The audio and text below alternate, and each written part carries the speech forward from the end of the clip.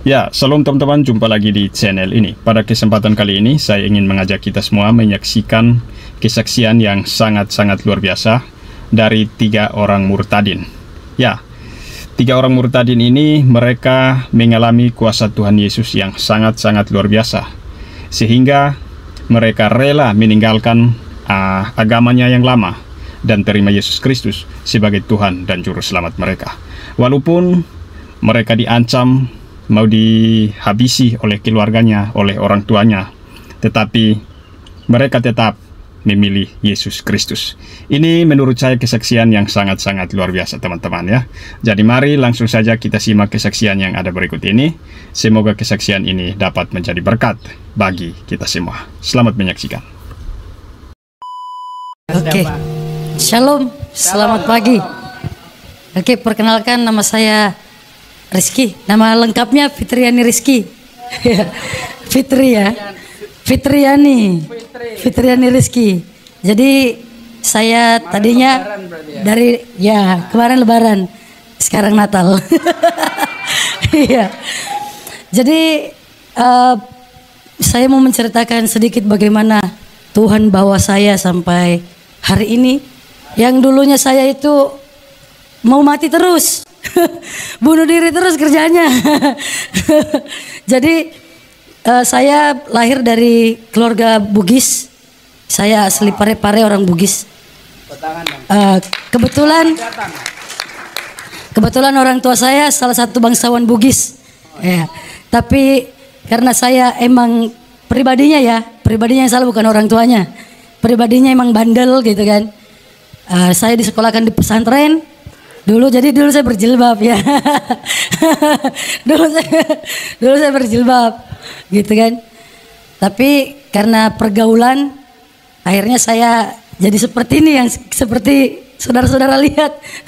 Tapi ini sudah dihapuskan sama Tuhan ya. Tuhan sudah tidak melihat ya kan. Jadi bagaimana saya mengenal Tuhan itu ceritanya seperti ini. Saya itu dulu paling benci sama orang Kristen. Jadi yang namanya orang Kristen itu udah saya anggap kafir. Mohon maaf ya, gitu dulu. Jadi kalau saya udah dari kecil udah dikasih tahu jangan bergaul sama orang Kristen itu kafir gitu kan. Nah gitu. Jadi saya setiap ada orang Kristen pasti saya aku katain pasti. Nah akhirnya pada suatu hari Tuhan izinkan satu kejadian, saya kelas 3 SMP baru habis ujian, itu saya ikut balapan liar. Nah itu saya dulu joki, mantan joki. Nah di situ saya kecelakaan, kedua kaki saya patah, gigi patah, rahang patah. Nah di situ saya sempat nggak ingat apa-apa dan diponis sama dokter saya kena kanker otak di situ. Nah 1 tahun berjalan, saya nggak bisa jalan, cuma berobat alternatif gitu ya Pak ya, alternatif. Akhirnya saya bisa jalan, waktu pakai jalan pakai tongkat itu saya masih membara-bara tuh, masih pengen naik motor. Tapi papi saya almarhum baru meninggal kemarin, pas ulang tahun saya meninggal. Ini papi saya yang mengucapkan salah satu ada kata-katanya menyakiti hati saya sampai akhirnya saya putuskan untuk bunuh diri. Karena cita-cita saya kan mau jadi polwan dan kedua orang tua saya sangat berharap saya jadi polwan waktu itu. Sementara pada saat saya udah kakinya patah, udah cacat lah, udah nggak bisa dan nggak ada harapan lagi. Akhirnya papi saya berkata begini, kalau saya jadi kamu sudah seperti ini udah nggak ada harapan, saya bunuh diri. Karena hidup saya udah nggak berguna kalau seperti kamu. Seperti itu. Jadi pada saat itu obat yang di tangan saya yang untuk menyembuhkan harusnya 3 kali sehari saya minum semuanya.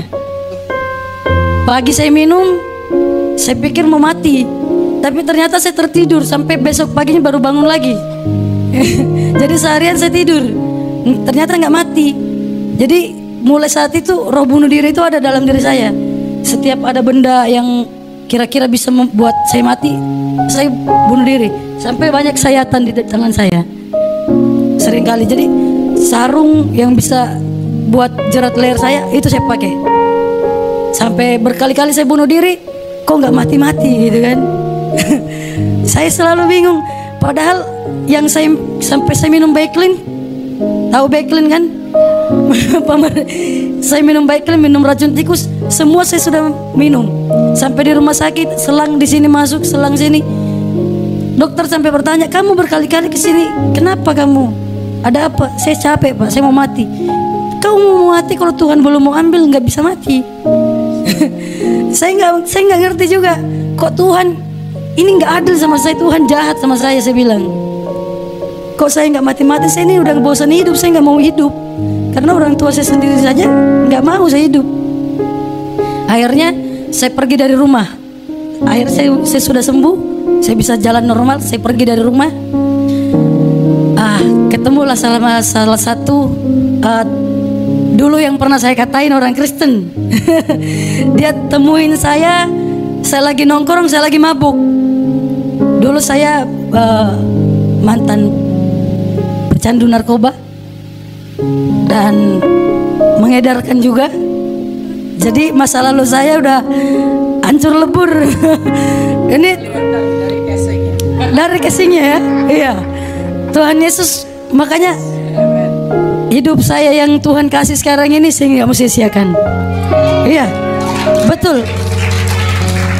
Karena ini Tuhan sudah hapus semuanya. Iya. Dulu saya tidak diizinkan sama Tuhan mati, ternyata bukan Allah yang izinkan itu, tapi Tuhan Yesus. Tuhan Yesus yang izinkan itu. Tuhan Yesus yang tahan.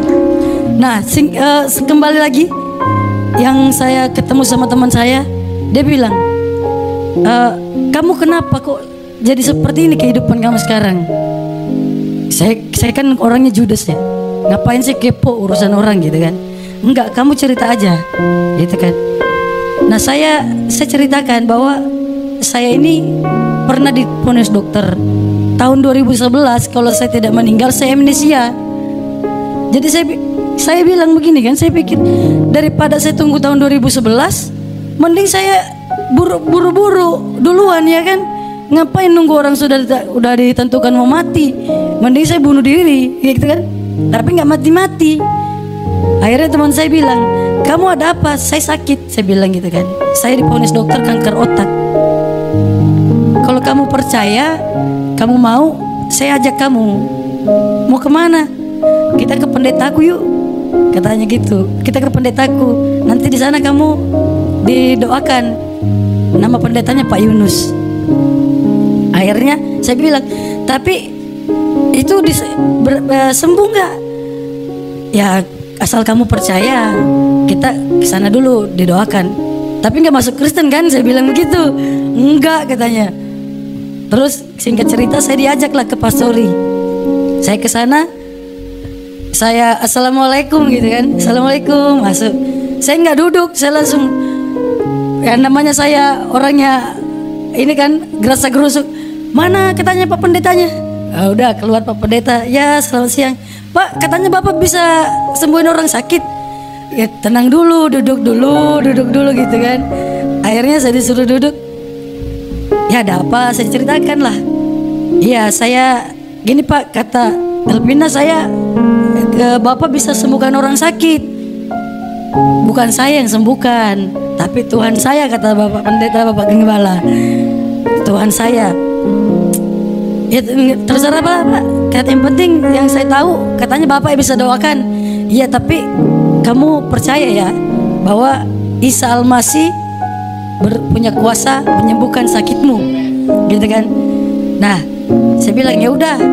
Saya begitu, tapi nggak masuk Kristen kan Pak? Iya enggak gitu. Ya jangan loh Pak, jangan sampai saya masuk Kristen, saya nggak mau gitu kan. Pokoknya saya paling nggak mau lah. Nama Kristen itu udah kayak gimana, tapi karena saya bunuh diri nggak mati-mati, barangkali bisa sembuh gitu kan.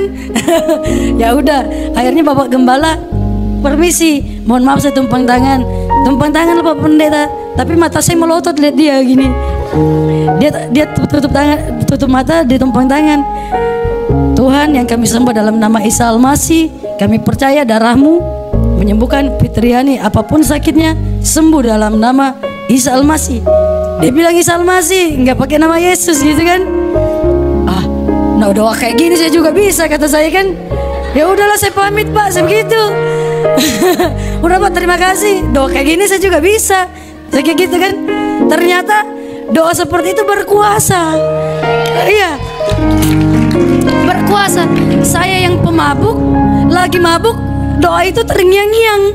Doa itu terus, saya lagi mabuk ini, saya lagi mabuk, teman saya lagi udah muter itu minum tuh, saya lagi mabuk, tapi setengah sadar kok doa itu terulang-ulang terus, tapi Isa Al-Masih terganti Yesus gitu kan. Aduh, ini yang tadinya mabuk jadi sadar gitu kan. Tanpa saya sadari, itu kaki saya melangkah sendiri ke pastori. Saya sendiri yang datang, Pak, saya mau didoakan lagi Pak. Gitu. Nah, yang tadinya saya itu kalau sakit kepala, orang dewasa bisa injak kepala saya nggak berasa. Kalau saya sakit kepala, darah keluar dari sini, darah. Itu setelah berkali-kali berulang kali saya datang sendiri, udah nggak minta ditemenin. Saya datang sendiri ketagihan. Doa yang seperti itu kan. Tapi semenjak didoakan itu saya nggak pernah merem. Saya selalu perhatikan matanya Bapak. Itu Bapak Gembala, dia tutup mata begini kan. Tapi saya melotot aja liatin. Tapi pikiran saya main. Ini kok dia berdoa kayak yakin banget gitu kan. Akhirnya setiap saya pulang, doa itu selalu saya ucapkan sendiri. Puji Tuhan, pada saat waktunya saya check up, saya kontrol, dokternya bingung. Dokternya bingung.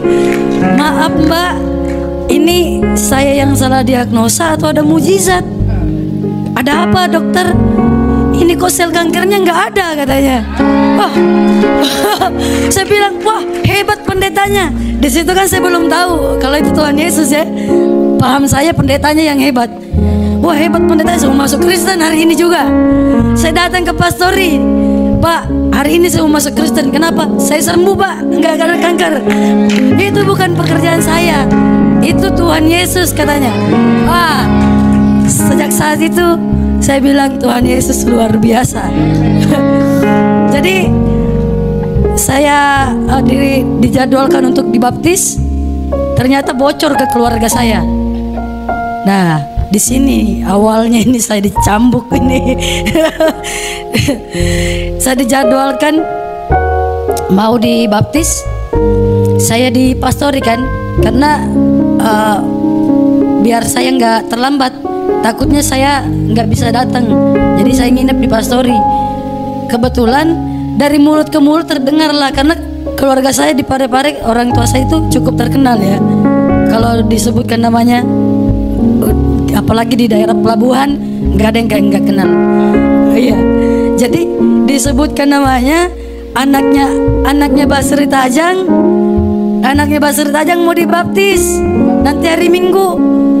Terdengar, akhirnya kakak saya sama papi saya almarhum datang dengan motor, dia geruduk, datang ngamuk di pastori. Siapa yang mau baptis anak saya katanya? Bawa balok. Gembalanya keluar, maaf Pak, ada apa? Anak saya mana? Kamu jangan mau seenaknya anak saya mau dikristenkan ya. Bapak tenang dulu, seperti biasa gayanya. Tenang dulu Pak, duduk dulu, duduk. Saya lagi berdoa di dalam, tapi dengar lagi didoakan kan, lagi didoakan di dalam, doa persiapan. Tapi lagi denger ini ada ribut-ribut di depan. Akhirnya saya ngintip, waduh papi saya gawat. Ini pasti dibakar rumah ini karena papi saya, mohon maaf papi saya mantan pembunuh. Jadi bukan bangga tapi ngeri ya. Orangnya udah almarhum sih. Jadi papi saya, kakak saya, adik saya semuanya mantan pembunuh. Jadi yang datang jemput saya itu semuanya bajingan, ya. Mohon maaf. Jadi datang, saya langsung dijapit, dibawa pulang ke rumah. Sampai di rumah saya dicambuk, saya diikat, tangannya diikat ke belakang di tiang. Karena kamu mau jadi Yesus toh, katanya. Yesus itu diginiin, oh dipukul pakai selang. Saya di selang segede yang seperti ini yang tebel, dipukul sampai badan saya biru-biru, berdarah-darah. Mami saya saya pikir mami saya mau tolongin, mami tolong. Enggak, ini papi tambah pukul, bunuh dia, halal darahnya diminum. Nah itu saya sampai berteriak, Allahu Akbar gitu kan. Karena kan masih ke bawah yang kemarin ya. Allahu Akbar. Papi saya, jangan kau bilang Allahu Akbar, kamu itu anak kafir. Gitu, kau malu-malukan orang tua. Terus selang yang di tangan papi saya patah. Mami saya ambil yang baru. Ini pukul lagi sampai mati. Jangan lepaskan dia sampai mati. Pas saya teriak, Yesus, tolong Yesus, selangnya patah gitu kan. Nah itu papi saya berhenti mukul. Saya diseret masuk ke kan rumah Bugis itu rumah panggung ya. Rumah panggung, di bawahnya bisa ditempatin tidur. Saya diseret, saya dibawa ke kamar bawah. Di situ saya dirantai. Papi saya bilang, sampai membusuk kamu di sini saya tidak akan lepaskan. Kamu jangan panggil nama saya, panggil saya nama anjing kalau saya lepaskan. Wah itu udah, karena saya kenal papi saya, ini pasti terjadi. Papi saya udah gembok itu rantai di kaki saya, udah naik. Terus di atas masih ngomel-ngomel, masih marah-marah. Mami saya juga masih manasin kan, masih jadi kompor. Jadi mami saya ini kompornya nyala-nyala, gasnya baru. Gasnya isi ulang. Masih baru gasnya. Itu anak kayak gitu bunuh aja. Apalagi mami saya kan papanya guru ngaji. Di sekolah kan di pesantren malah jadi Kristen. Anak kurang ajar begitu kan. Akhirnya papi saya karena dia bilang sampai membusuk, waduh. Saya berpikir pasti saya busuk di sini. Akhirnya saya bilang kan, saya ingat, oh Tuhan Yesus kemarin tolong saya. Akhirnya saya bilang lagi, Tuhan Yesus kalau memang benar kau Tuhan, benar-benar ini Tuhan, nggak tawar-menawar. Ini saya pergi dari rumah langsung kabur, nggak balik-balik lagi. Kalau semalam ini saya dilepaskan sama papi saya, ini nggak diragukan lagi, Yesus adalah Tuhan. Jam 12 malam kan bunyi ting ting ting gitu kan, hitung, oh 12. Jam 12 papi saya turun. Nah kamu jangan kayak gitu lagi ya, dilepas sambil dibuka gemboknya. Nah kamu jangan kayak gitu lagi ya. Kamu jangan kayak gitu lagi ya, dibuka, sini naik. Aku dibawa naik ke kamar, suruh tidur. Tunggu sampai jam 2 orang semua tidur, saya kabur sampai sekarang nggak pulang-pulang. Sampai papi saya meninggal kemarin, saya mau pulang, nggak bisa pulang karena saudara saya masih mengancam mau bunuh saya. Jadi papi saya meninggal itu pas ulang tahun saya. Maaf, aduh, ada tisunya. Jadi, iya, jadi hidup saya yang Tuhan kasih, saya nggak mau sia-siakan. Terlepas dari apa yang pernah saya perbuat di masa lalu, Tuhan bilang, hidupmu berharga. Kamu berharga di mataku. Dia, yang dulunya saya selalu merasa saya ini nggak berguna. Benar kata papi saya, benar kata orang tua saya ini nggak berguna. Saya mending mati gitu kan. Tapi Tuhan Yesus lain. Tuhan Yesus bilang, sekalipun dunia menolak kamu, kamu berharga di mataku. Makanya saya setiap hari saya selalu rindu, apa nih yang harus saya lakukan untuk menyenangkan hati Tuhan. Sampai suatu hari kemarin saya bertemu dengan Ibu Golda, ya. Jadi saya kesini nih ketemu sama Ibu Golda bukan satu kebetulan ya, rencana Tuhan. Jadi saya selalu setiap hampir 2 minggu sekali saya keliling komplek, keliling kampung doling namanya ya, doa keliling. Karena saya percaya di atas pujian ada kuasa. Jadi saya keliling itu yang namanya, yang katanya orang apa? Kalau dulu sebelum kenal Tuhan namanya ngamen. Kalau sekarang ini pelayanan kan. Saya nyanyi doa keliling. Saya nyanyi pakai lagu pujian. Jadi kalau ngamen orang pakai lagu dunia, kalau saya nggak pakai lagu pujian. Saya keliling kampung, keliling komplek. Akhirnya ketemu sama Ibu Golda. Iya, puji Tuhan. Iya, jadi Tuhan yang tadinya saya hampir gila, saya hampir putus asa, udah bukan hampir lagi, sudah putus asa, tapi Tuhan berikan hidup baru, Tuhan berikan pengharapan baru, dan Tuhan ternyata punya rencana. Saya dipilih untuk melayani orang-orang gangguan jiwa. Jadi teman-teman, saudara-saudara bisa lihat di YouTube ya. Saya pelayanan kami ada di YouTube. Nanti kalau ada waktu, satu tim saya juga semuanya dari seberang. Semua dari seberang. Kami satu tim semuanya dari seberang, ini dari Madura.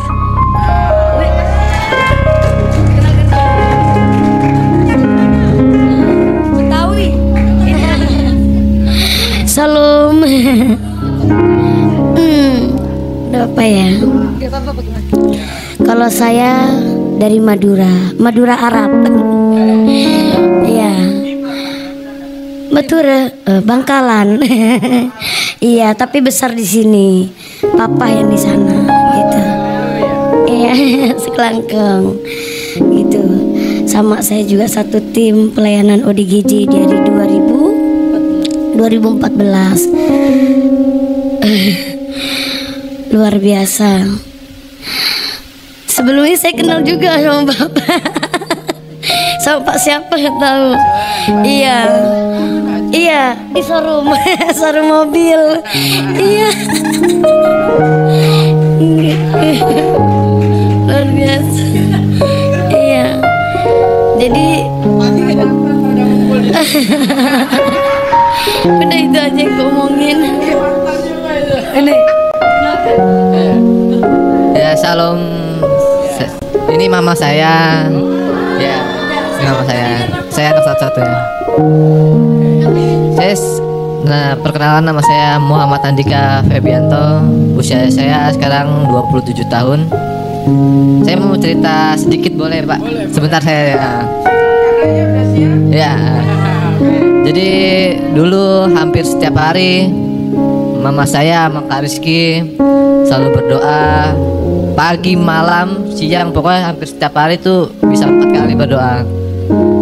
Dan setiap hari itu nama saya selalu disebutkan, Muhammad Andika, Tuhan Yesus, kami percaya Muhammad Andika, ikut kami. Di situ saya selalu merasa jijik. Saya benci banget sama mama saya dulu. Saya benci banget. Pasti bisa. Akhirnya setiap saya ngeliat mama saya berdoa, saya selalu gini. Saya angkat bahu saya.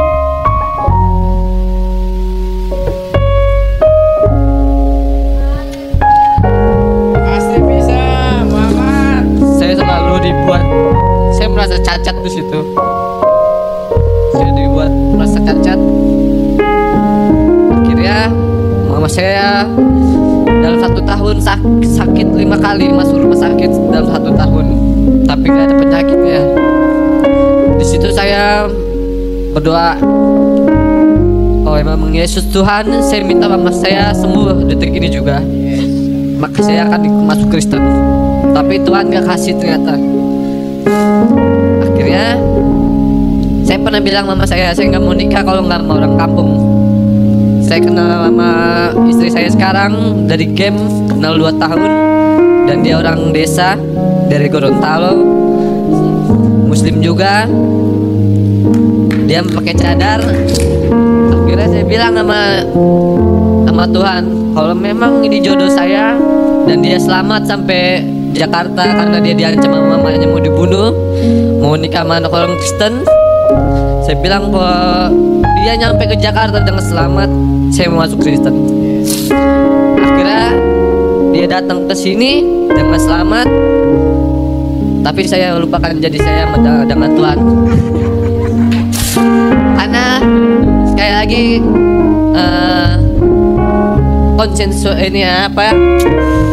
konsekuensi sama sosial, karena teman-teman saya anak majelis semua. Jadi saya di situ mikir kalau saya Kristen saya malu. Saya takut, saya nggak mau nanti saya berantem karena cuma kayak dibully tentang agama. Tapi saya setelah 3 bulan menikah, saya matangkan, karena saya selalu merasa dihantui dengan janji saya kepada Tuhan Yesus. Akhirnya saya bilang ke istri saya, kamu pulang, karena kita baru nikah baru 3 bulan, kamu belum punya anak. Dia nanya sama saya, kenapa kamu nyuruh aku pulang? Aku mau masuk Kristen. Karena istri saya bercadar yang setiap hari sholat 5 waktu. Akhirnya istri saya ngomong, gak apa-apa, kita jalani agama kita masing-masing, kata istri saya. Tapi puji Tuhan, saya dibaptis, istri saya juga dibaptis. Haleluya. Yuk, ulurkan tangan Bapak Ibu ke 3 saudara kita ini. Pertama kita katakan selamat datang, Anda bukan orang asing, Anda adalah keluarga kita. Ayo katakan sama-sama, selamat datang, Anda bukan orang asing, saudara adalah keluarga kita. Ya, beri kemuliaan buat Tuhan Yesus. Ulurkan tangan Bapak Ibu saudara sekalian, ya. Puji Tuhan, hari ini mari kita berdoa. Bapa di surga, sungguh benar firman Tuhan yang tertulis dalam kitab Yesaya. Orang-orang Kedar dan Nebayot, keturunan Isakar dan Ismail, akan kau bawa datang ke Bait Allah, menyemarakkan, memuliakan. Sungguh benar firman-Mu berkata bahwa orang-orang yang terpanggil terdahulu akan menjadi ke belakang, bahkan kami yang terbelakang akan menjadi terdahulu. Karena itu biarlah lewat kesaksian saudara-saudara kami ini memotivasi, memacu kami. Kalau hari ini kami main-main, kami santai-santai, akan kehilangan keselamatan, kehilangan kasih karunia. Karena itu ini saatnya Tuhan, Ishak dan Ismail akan berjalan bersama-sama untuk kemuliaan-Mu, untuk mewartakan kabar baik dari surga. Kabar keselamatan dari surga telah turun bagi kami, keturunan Ismail, Isakar, Kedar, dan Nebayot. Bapa, kami berdoa untuk ketiga saudara-saudari kami hari ini. Tambahkan kasih karunia-Mu, tambahkan iman Tuhan. Kami percaya Engkau panggil dan Kau pilih kami untuk menjadi martir sesuai dengan firman-Mu. Karena Engkau sudah berjihad bagi kami, memberikan hidup-Mu mati buat kami agar kami diselamatkan. Demikian juga ketika hari ini kami telah Engkau panggil, telah Engkau pilih, kami pun juga akan berjihad dalam kasih, menyelamatkan saudara-saudara kami yang terhilang, menukar dengan hidup kami. Kami akan mewakafkan hidup kami bagi kerajaan Allah, untuk jiwa-jiwa yang akan berbondong-bondong, yang akan berduyun-duyun dari utara, timur, selatan, untuk menyembah Yesus adalah Tuhan dan Juru Selamat. Engkau adalah Istina Siratal Mustaqim. Karena itu kami percaya. Terima kasih Tuhan untuk kehadiran sahabat kawan sekerja kami. Ya, saudara yang dikasihi Tuhan, kita baru saja menyaksikan kesaksian yang sangat-sangat luar biasa dari 3 saudara kita ini ya. Kesaksian mereka yang datang dari latar belakang yang berbeda sungguh telah memberkati dan menguatkan iman kita semua. Kisah-kisah mereka mengingatkan kita akan kasih karunia Tuhan yang tak terbatas dan melampaui segala perbedaan. Mereka telah mengalami sentuhan ajaib kuasa Tuhan Yesus Kristus, dan kesembuhan yang mereka terima adalah bukti nyata kasih dan pemeliharaannya. Mari kita renungkan sejenak betapa besar kasih Tuhan Yesus Kristus yang telah dinyatakan melalui kesaksian-kesaksian ini. Ia tidak membeda-bedakan siapapun, teman-teman ya. Ia menerima semua orang dengan tangan terbuka. Ia menerima semua orang yang datang kepadanya. Ia tidak membeda-bedakan siapapun. Ia menerima semua orang dengan tangan yang terbuka. Kesaksian ini juga menjadi pengingat bagi kita untuk selalu bersyukur atas segala berkat yang telah Tuhan berikan dalam hidup kita. Semoga kesaksian ini menginspirasi kita semua untuk semakin mengasihi Tuhan dan sesama kita, tanpa memandang latar belakang dan perbedaan. Mari kita terus berjalan dalam terang Tuhan dan menjadi saksi-saksinya bagi kasih-Nya di dunia ini. Ya, teman-teman sekalian, demikian kesaksian ini. Semoga kesaksian ini dapat menjadi berkat bagi kita semua. Tuhan Yesus memberkati dan sampai jumpa di video berikutnya. Salam.